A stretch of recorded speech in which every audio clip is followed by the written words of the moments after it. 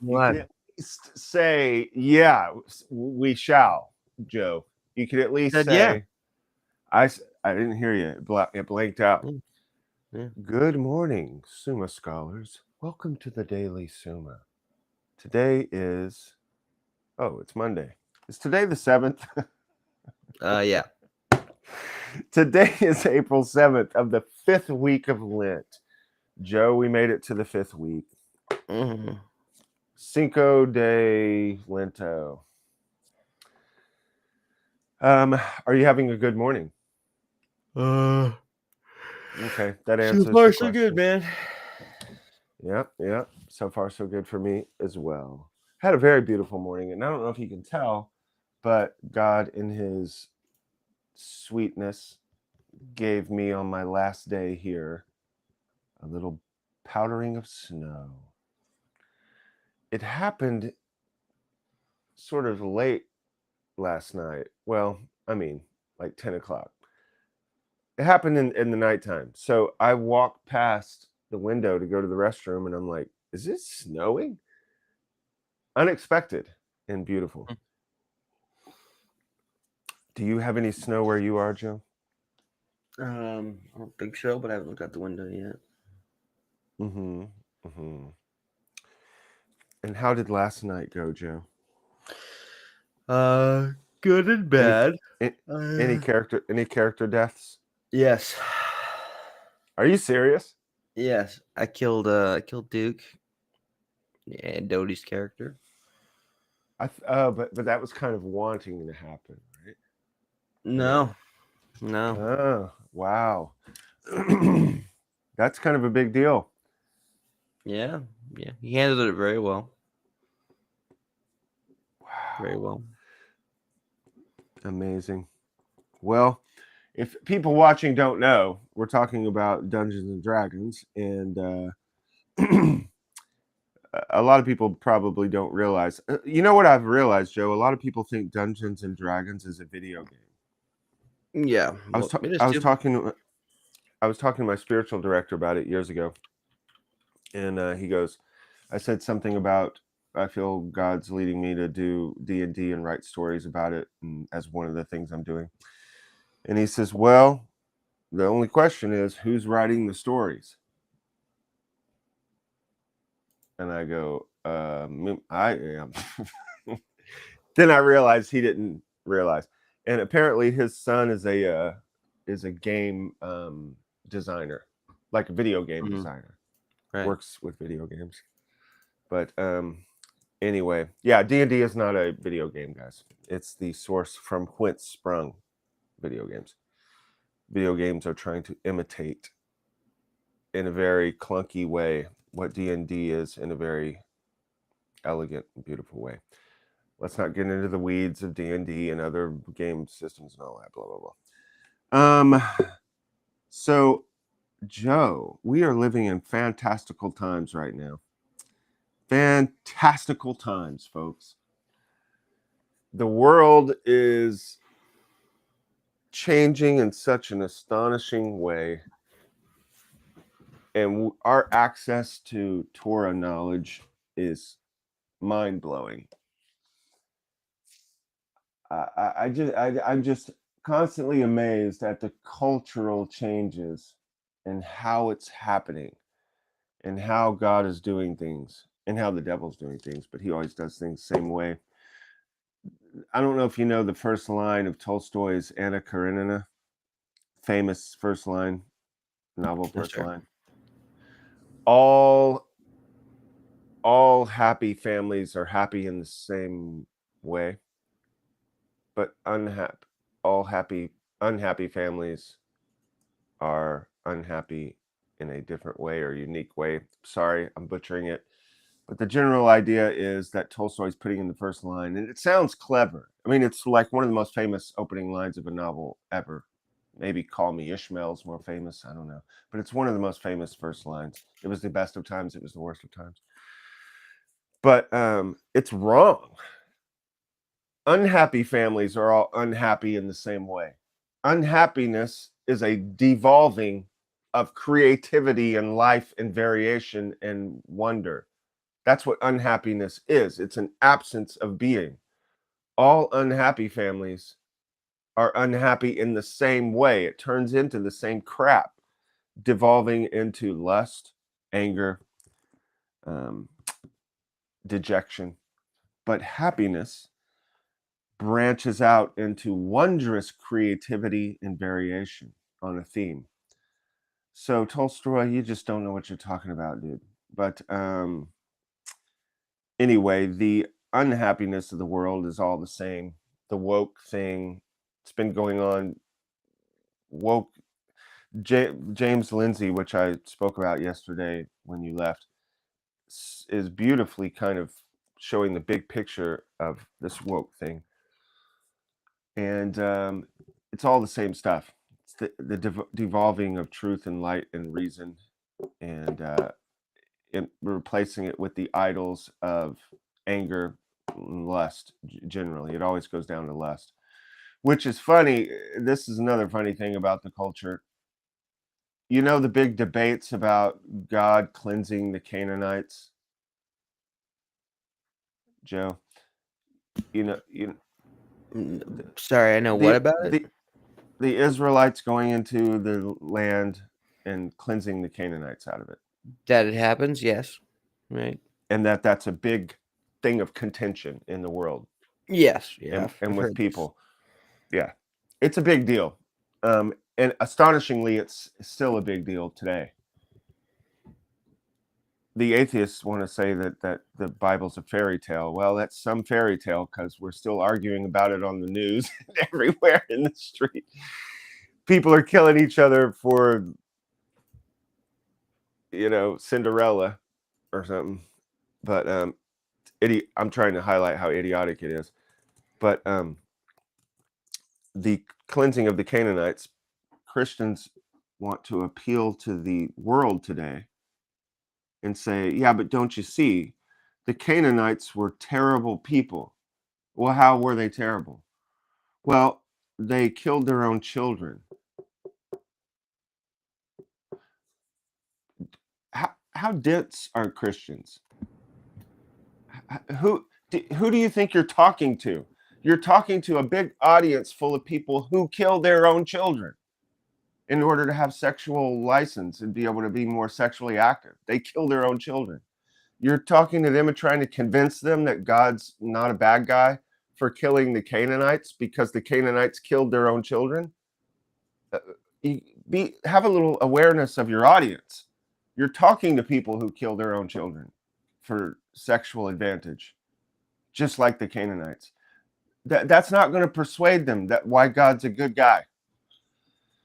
But happiness and light are pouring forth from the tecton logos. And I'm so excited. The things that I saw yesterday and found concerning biblical exegesis, hermeneutics, and enlightenment about Torah knowledge. By Torah, I mean, the word Torah just means teaching. It may seem like I'm rambling, but as I often do, this is all connected, and it'll connect to today's reading.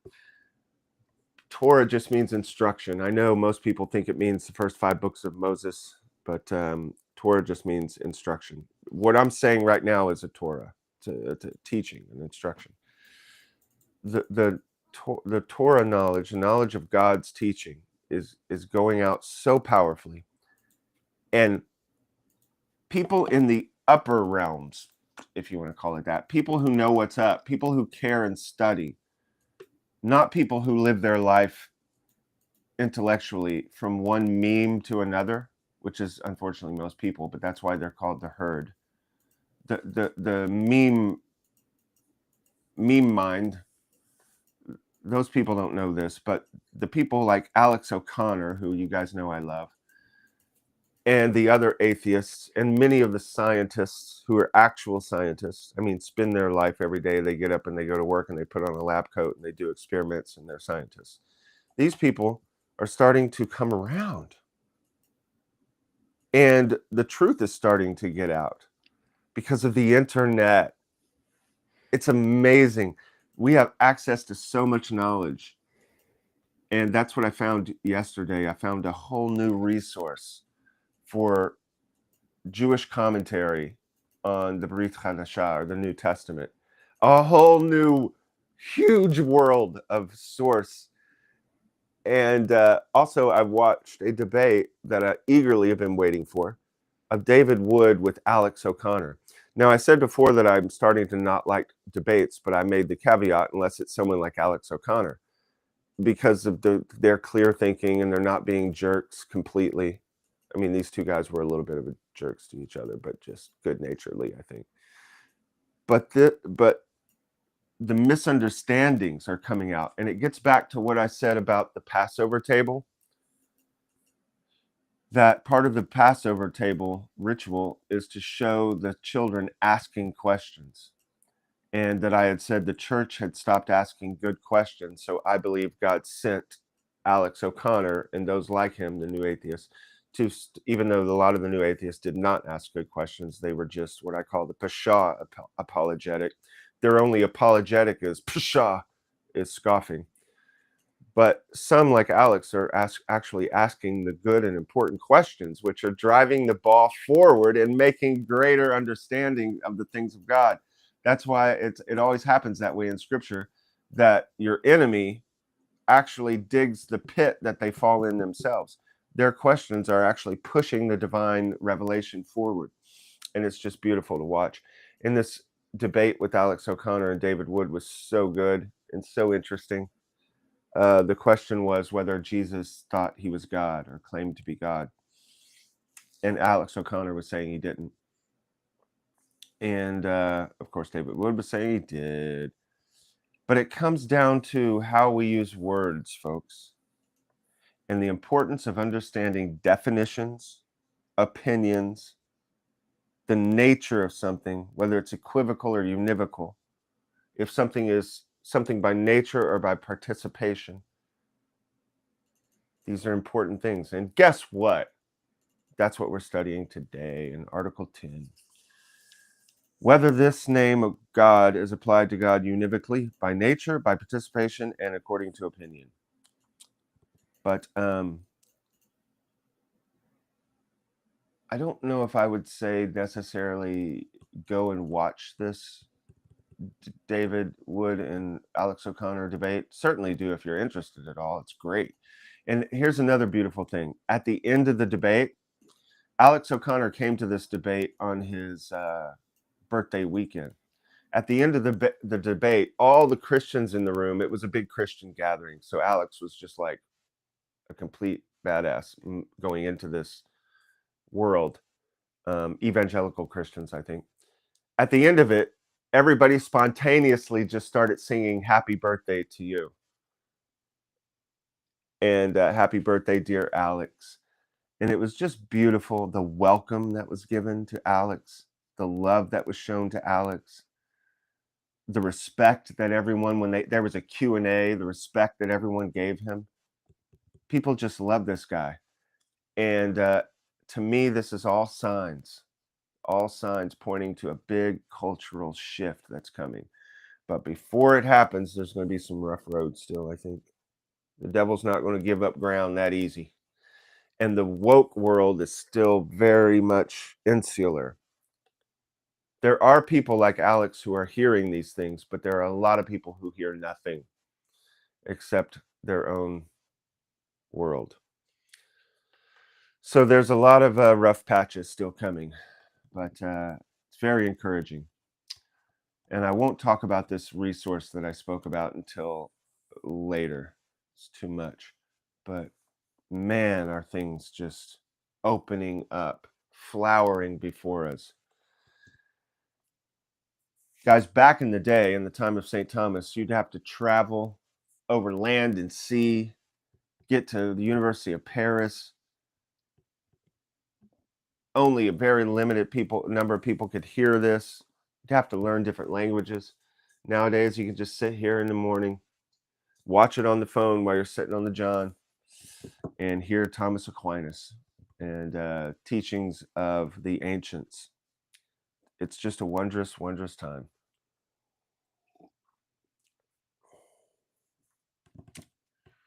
Very excited. I hope everyone else is too. We'll see. We'll see. Joe, do you have anything to add? No, sir. Did you know that I'm leaving here today, Joe? Did you know that? I didn't know if it was today or tomorrow. Actually, so Today it's is good to know. the 7th, isn't it? Yes, sir. Tomorrow's the 8th. I told everyone I'm coming back on the 8th Yep, because I that's what I am. remember. Because I am. But I'm getting to the Elias domicile tonight. I see. Exciting. Yeah, so there may be a appearance tonight at the shop. It's very good. That's what I'm saying. Hmm. But guys, I don't know. Why don't we do some Thomas Aquinas? What do you think, Joe? Should we hop on this beaver galleon and set sail? I think that would be a good idea. Do we have anybody in the room? Somebody on YouTube, yeah. Hello, YouTube person. Let's hop on this beaver galleon. Oh gosh, I hope that people tune in and don't know what we mean by beaver galleon. It must sound That's so almost weird. certainly the case. Yeah. Okay, we're going to the top of page 139 in our book. That's question 13. Article 9 is being ended, which we ended yesterday. And we're doing the replies to the objections, and then we're moving into Article 10. Its whole signification, but in some part of it by way of similitude, so that those are called gods who share in divinity by likeness, according to the text I've said ye are gods. Okay, next paragraph. But if any name were given to signify God not as his nature, but as to his suppositum, accordingly as he is considered as this something, that name would be absolutely incommunicable. As for instance, perhaps the tetragrammaton among the Hebrew. I think that should be in Hebrew or among the Hebrews, probably among the Hebrews. And this is like giving a name to the Son as signifying this individual thing. If you didn't watch yesterday's episode, you won't know what he's talking about. Go back and watch it. Watch each day live or that day, and then go back and catch up later. That's the way to do this, folks. Just FYI. You need to be on the Beaver Galleon together. We're sailing this sea together each day. It's not about the Summa, it's about the daily.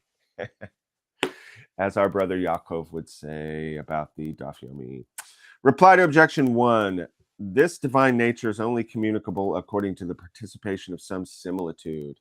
Remember, the word communicable does not mean like you can communicate it. It means sharing something as its same essence. So the essence of horsiness is communicable. Why? Because there can be more than one horse. It's not that horses can communicate, or it's not that you can communicate something about horses. We're not talking about language. The word communicable means that this thing can be univocally shared as the same thing it is. So the nature of horsiness can be shared among two horses. There are two horses in the paddock, and they're both horses. They both have the nature horsiness, but they're two different horses. And Thomas's example of the sun is in our universe, or our, like, not considering all the other stars out there that we call suns, but just our sun. Thomas is using the example of the sun, that there's only one sun. And so that sun has a nature, sunness, but that nature, sunness, is not shared. There's only one sun. Or the suppositum of Joe is a human nature, but that suppositum Joe is not communicable. There can't be another Joe and another Joe. I mean, I suppose even if they they didn't have what do you call it when you make another sheep, Joe? I don't know. Shepherding? When you make another sheep in the lab, or you make some other animal. A cloning? Cloning. They didn't have cloning back then. I suppose if you cloned Joe, There could be another Joe, but that Joe would have different experiences and wouldn't be Joe. The point remains that communicable just means that you're sharing something. And if something is individual, it can't be shared. The sun can't share its nature because there's only one sun. And Thomas is trying to get across that the divine nature cannot be communicated. It's not communicable. There's not more than one divine essence. There's only one God. This is all a big way of saying there's only one God. And you're like, why does he just keep repeating and using all this philosophical language to just say the same thing? Why don't you just say there's only one God?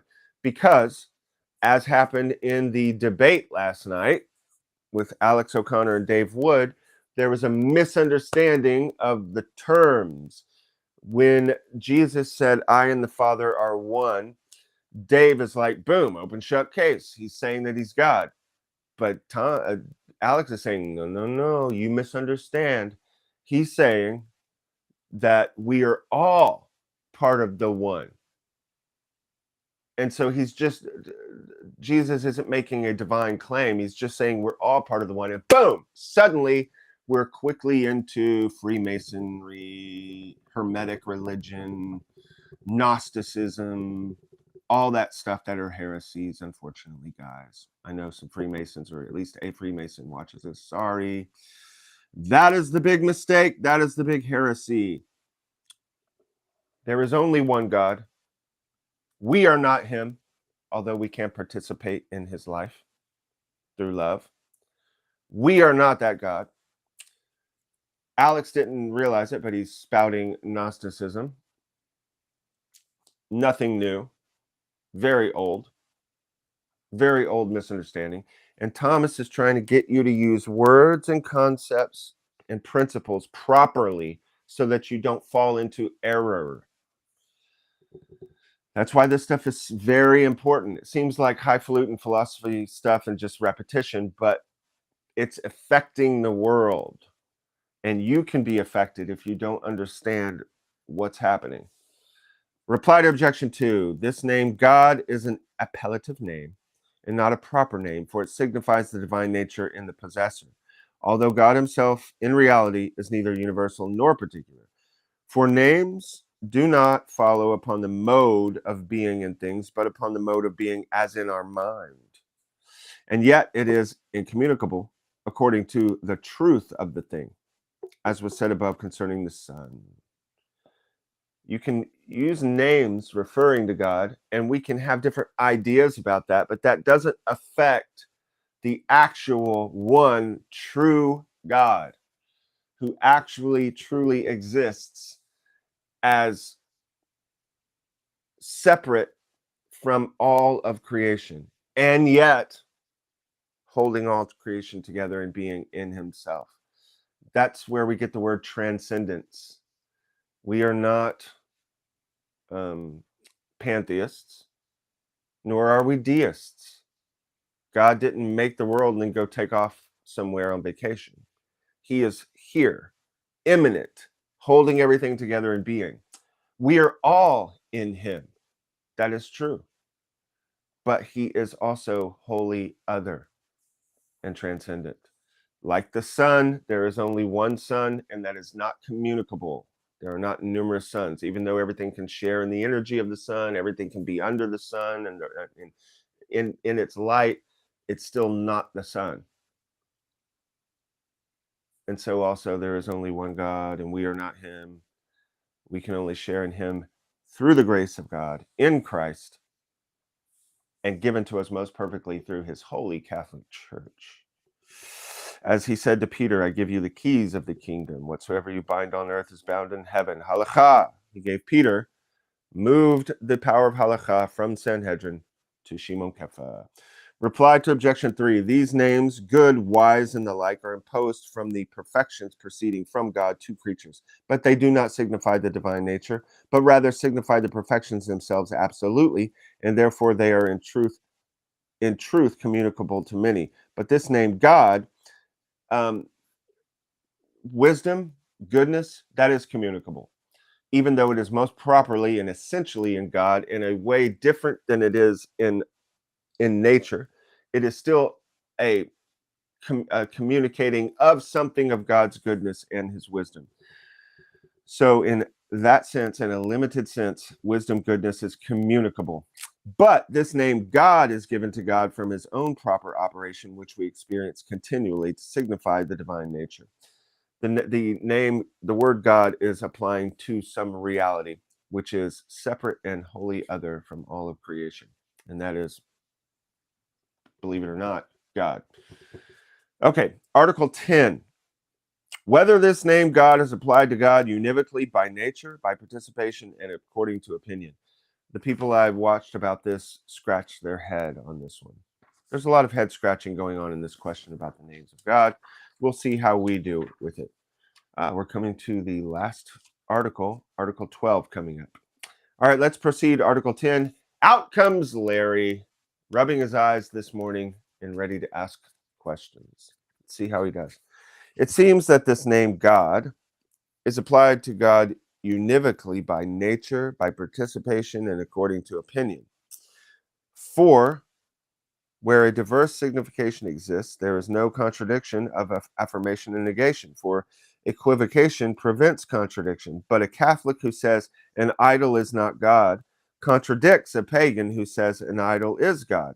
Therefore, God, in both senses, is spoken univocally. Some say univocally. That sounds weird to me. But okay, univocally, but univocally. Let's just fly through these objections. I've already gone a little over, and then we'll see what his answers are. Further, objection 2, Ralph. Further, an idol is God in opinion and not in truth. So the enjoyment of carnal pleasure is called happiness in opinion and not truth. But this name beatitude is applied univocally to this supposed happiness and also to true happiness. Therefore, also, this name God is applied univocally to the true God and to God also in opinion. Okay, the boys are just trying to get a clarification from Thomas of how we use this word God. Very important to understand. Objection 3, Shimon. Further, names are called univocal because they contain one idea.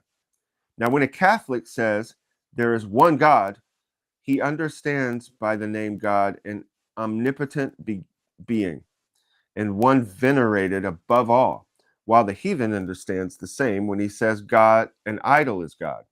Therefore, this name, God, is applied univocally to both.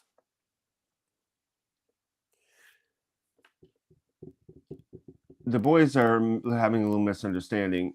There are people who use the term univocally. So what? Thomas is saying that's just not how the word is used. We don't use it that way.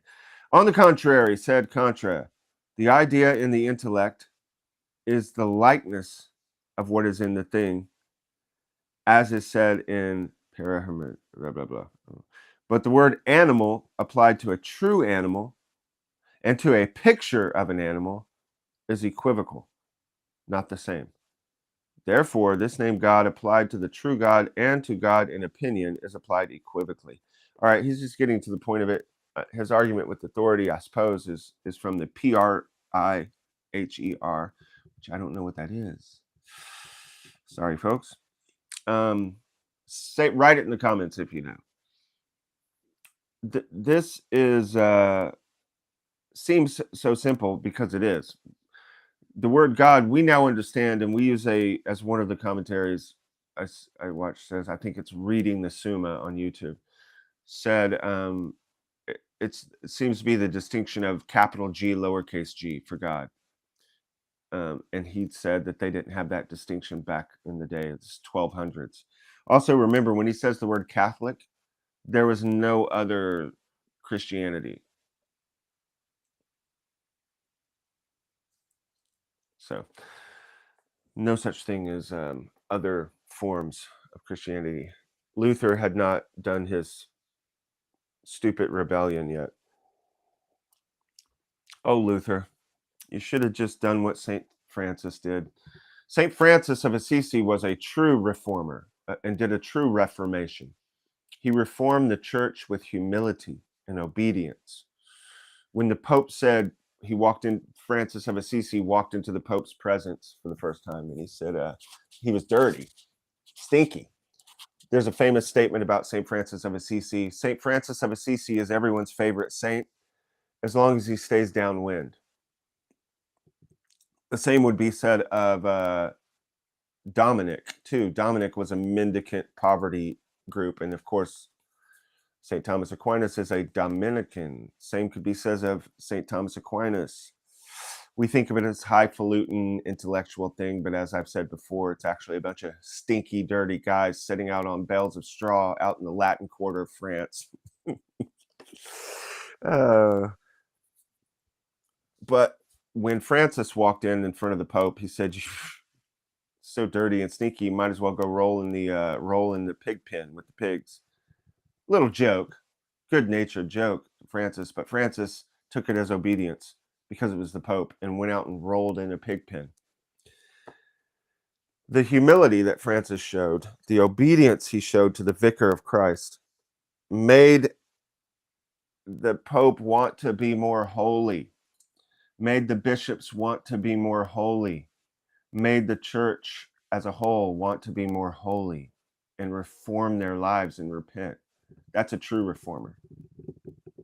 Francis didn't just bail and make his own church. What the heck? Okay.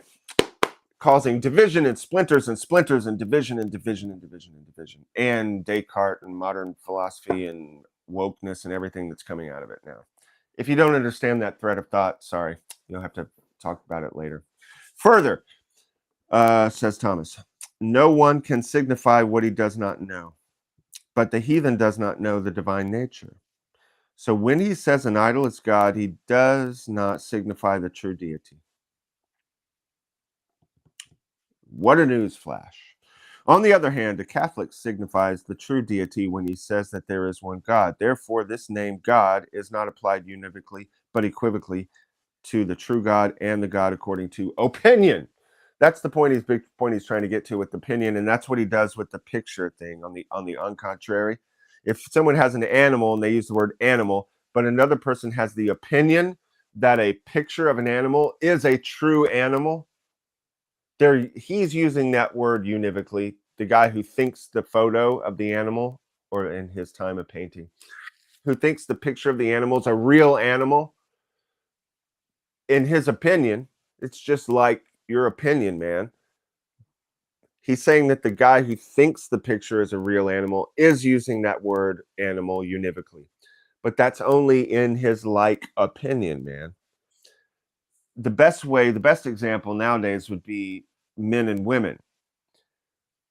If a person looks at a man and says he's a woman, that person's using the word woman in this univocally, in the same way as I use the word woman as referring to the Blessed Mother. But that guy whose opinion it's his opinion that man is a woman. But the word is only being used univocally in his opinion, in his little fantasy land, but it's not univocal in reality. And that's what Thomas is wanting to say about the word God. Someone may use the word God in the same way with an idol, but it's in his opinion, not in reality. I answer that this name God in the three aforesaid significations is taken either univocally or equivocally, but is taken neither univocally nor equivocally, but analogically. We're always going back to this analogy metaphor thing. This is apparent from this reason. Univocal terms mean absolutely the same thing, but equivocal terms absolutely different. Whereas in analogical terms, a word taken in one signification must be placed in the definition of the same word taken in other senses. For instance, being, which is applied to substance, is placed in the definition of being as applied to accident. And healthy, applied to an animal, is placed in the definition of healthy as applied to urine and medicine. We already went through that. You use the word healthy for medicine. This is a healthy medicine. But the word healthy is most properly in regards to the body, saying that the body is healthy. You use the same word, and also healthy you can use as referring to the signifier, which is the urine. Doctor looks at the person's urine and says, it looks healthy, signifying that the body's healthy. The word healthy for medicine is used to mean it's making the body healthy. And the word healthy for the body means that the body is what it is supposed to be by its nature. So we're using that word healthy in many different ways. And that's what Thomas is trying to show you, different ways that you can use words. Very important. People get confused on this and they go from one to another. It happens often with atheists. I'm not trying to knock the atheists, but I'm just trying to help people not become atheists. If you have confusion in your mind, an atheist can come and especially if they're charismatic, and especially if they're like with King Solomon, they're a good looking woman, or they're a charming, powerful man. And you're like, oh, I don't know, maybe he's right. And that your heart also wants to follow after him. And the next thing you know, you've left the Catholic Church. Happens all the time because somebody can, someone's rhetoric and charisma can use words in different ways and confuse you, and then take advantage of your confusion and use your appetites to draw you away and ensnare you. I'm trying to make sure that doesn't happen. That's why this is called catechesis and camaraderie. For urine is the sign of health in the animal, and medicine is the cause of the health. The same applies to the question at issue. For this name, God, as signifying the true God, includes the idea of God when it is used to denote God in opinion or participation. For when we name any one God by participation, we understand by the name God some likeness of the true God. Likewise, when we call an idol God by this name God, we understand and signify something which men think is God. Thus it is manifest that the name has different meanings, but that one of them is comprised in the other significations. Hence, it is manifestly said analogically, as an analogy. Reply to objection 1. The multiplication of names does not depend on the predication of the name, but on the signification.